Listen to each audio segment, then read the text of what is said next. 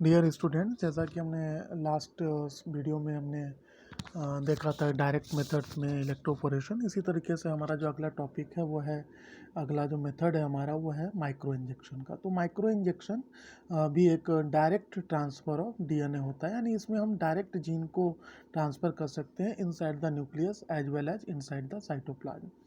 और इसमें जो हम लोग सेल लेते हैं वो ऑलरेडी प्रोटोप्लास्ट होनी चाहिए, और प्रोटोप्लास्ट बना करके हम इसमें पिपेट की सहायता से, एक स्पेसिफिक पिपेट की सहायता से सेल को अंदर जो है या न्यूक्लियस के अंदर जो है डीएनए को एंटर कराते हैं। लेकिन सेल का जो डायमीटर होना चाहिए वो 0.5 से 10 माइक्रोमीटर तक ही होना चाहिए, इससे ज़्यादा नहीं होना चाहिए।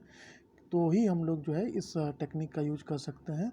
और इसमें हम डीएनए को डायरेक्ट साइटोप्लाज्म में और न्यूक्लियस दोनों जगह इंजेक्ट कर सकते हैं, और दोनों की फ्रीक्वेंसी भी यहाँ दी हुई है कि अगर न्यूक्लियस में इंजेक्ट करते हैं तो 14%, साइटोप्लाज्म में इंजेक्ट करते हैं तो 6%। इसका मतलब है कि न्यूक्लियस में इंजेक्ट करने की फ्रीक्वेंसी ज़्यादा है। कुछ एग्जाम्पल्स भी इसके हम यहाँ देख लेते हैं। तो टोबैको, अल्फा अल्फा, brassica, these are the important plants हैं जो कि सक्सेसफुल, जिसमें हम लोगों ने ट्रांसफॉर्मेशन किया है। और ये जो ट्रांसफॉर्मेशन की फ्रीक्वेंसी है वो यहाँ इसकी 14 से 60% है, 14 to 60% इसकी फ्रीक्वेंसी है। यानी इससे इसकी इफिकेसी 40 to 60% है, इस मेथड की। जैसा कि हमने आपको, हर मेथड की अपनी अपनी इफिकेसी भी होती है और हम बताते भी चलते हैं आपको। और इसका डिसएडवांटेज है कि बहुत ही स्लो प्रोसेस है, और बहुत स्लो, धीरे, क्योंकि इसमें प्रोटोप्लास्ट बनाना है, फिर उसमें करना है, देन रिक्वायरिंग एक्सपेंसिव सेटअप इसका बहुत ज़्यादा बनाना पड़ता है।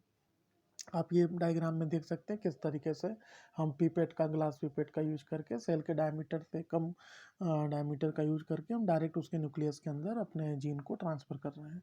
नेक्स्ट आप देख रहे हैं micro injection. Micro injection generally हम लोग जो करते हैं वो आप देखेंगे यहाँ पे कि सीरियल्स के लिए करते हैं। ये जो सीरियल्स ग्रेन्स हैं जो कि कल्चर में ही डेवलप करना है जिनको, वो इनेबल होते हैं कि वो रीजनरेट हो पाए, तो उनके अंदर हम इस टेक्निक का यूज कर सकते हैं, डीएनए को ट्रांसफ़र कर सकते हैं। लेकिन इसमें बात ये है कि यहाँ पे जो हम लोग यूज करते हैं वो निडल का यूज करते हैं, निडल्स का। और ये जो निडल्स होता है ये डीएनए को इंजेक्ट करता है, और इस निडल का डायमीटर जो होना चाहिए वो greater than the cell diameter से होना चाहिए। यानी ग्रेटर देन सेल डायमीटर होगा तो ही हो पाएगा, और 10 to 100 माइक्रो मीटर से ज़्यादा होना चाहिए। और आप देखेंगे कि इसमें जो हमने यूज किया हुआ है वो राई और सीरियल ग्रेन्स जनरली इसमें माइक्रो इंजेक्शन मेथड यूज होता है। हालांकि इस मेथड की फ्रीक्वेंसी बहुत ही स्लो होती है, 0.07%। तो ये बहुत कम यूज होने वाला टेक्निक है माइक्रो इंजेक्शन, और केवल सीरियल ग्रेन्स तक ही इसका जो है टेक्निक लिमिटेड है।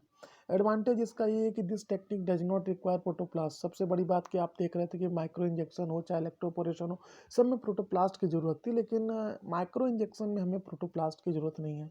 इंस्ट्रूमेंट बहुत ही सिंपल है, चीप है, और डायरेक्ट सीरियल हम लोग यूज कर सकते हैं। ठीक है, तो लिमिटेशन इसकी यही है कि लेस स्पेसिफिक और लेस इफिशियंट है। ओनली 0.07% जो है इसकी इफिशियंसी है जीन ट्रांसफर की। नेक्स्ट मेथड है बच्चों हमारा बायोलिस्टिक मेथड। बायोलिस्टिक मेथड को बहुत अच्छे से पढ़ना है, क्योंकि इस बायोलिस्टिक मेथड को हम लोग पार्टिकल गन मेथड भी कहते हैं, पार्टिकल गन मेथड भी कहते हैं इसको, बायोलिस्टिक मेथड को। तो और इसके कई और भी नाम हैं। तो पार्टिकल गन मेथड भी कहते हैं, जीन गन मेथड भी कहते हैं इसको, और इसको सबसे पहले कैलिन एंड सैनफोर्ड ने किया था।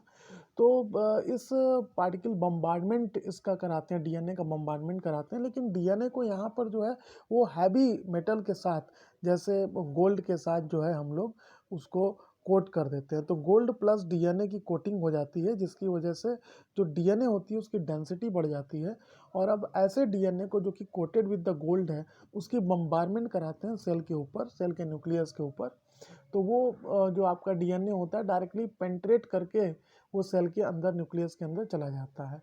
तो यहाँ पर यही दिखाया जा रहा है कि 1 to 2 माइक्रोमीटर जो टंगस्टन या गोल्ड पार्टिकल है, टंगस्टन का भी यूज कर सकते हैं, उसके साथ हम डीएनए को जो है कोटेड कर देते हैं। देन एक्सेलरेट करा के, जैसे बंदूक से गोली निकलती है ठीक उसी तरीके से यहाँ पर भी डीएनए भी जो है उसी एसिलेशन के साथ जो है निकलता है माइक्रो प्रोजेक्टाइल्स के थ्रू और मेथड से, और प्लांट सेल के अंदर पहुंचता है। तो ये एक जीन गन की एक स्ट्रक्चर है, जिसमें आप डायग्राम आप है बुक में बना लीजिएगा, कॉपी में बना लीजिएगा इसको।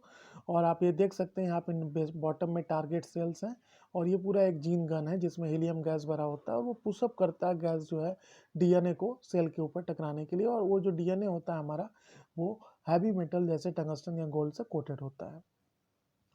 तो अब इसमें भी आप देख सकते हैं कि जैसे कोई भी प्लांट है जिसको अगर हमको जीन गन से बनाना है, तो उस प्लांट को सबसे पहले हमने क्या किया, प्रोटोप्लास्ट बना लिया, एंड देन उस प्रोटोप्लास्ट में इस पार्टिकल गन मेथड से डीएनए को इंसर्ट कराया। और ये डीएनए हमारा क्या है, हैवी गोल्ड या टंगस्टन से बिल्कुल कोटेड है। और देन उस जिस सेल में हमने ट्रांसफॉर्मेशन किया उस सेल को फिर कल्चर कर लिया, एंड देन सेल कल्चर करके फिर प्लांट टिश्यू कल्चर के मेथड से एक नया प्लांट बनाया जो हमारा ट्रांसफॉर्म प्लांट होगा।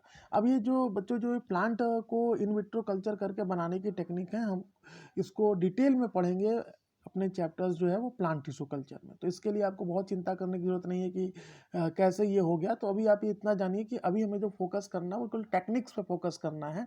How can the particle gun method deliver the gene, but how can the plant accept the gene and then transform the plants converted into the whole complete plant is will be taken into the next section, and that is the plant tissue culture।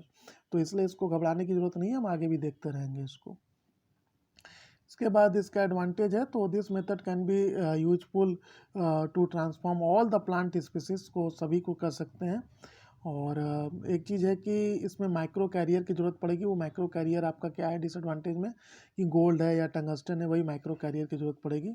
और इसमें हम intracellular target करते हैं, केवल cytoplasm, nucleus, वाइकोप्लास्टिड, इसी सब में कर सकते हैं। और transfer of DNA is not protected, यानी बहुत सेफ इसमें डीएनए का ट्रांसफ़र नहीं है। तो ये सब इसके जो है डिसएडवांटेज हैं। तो स्टूडेंट्स, इसके बाद जो भी हमारा अगला टॉपिक होगा, अगला जो मेथड्स होगा, उसको हम अगले वीडियो में देखेंगे।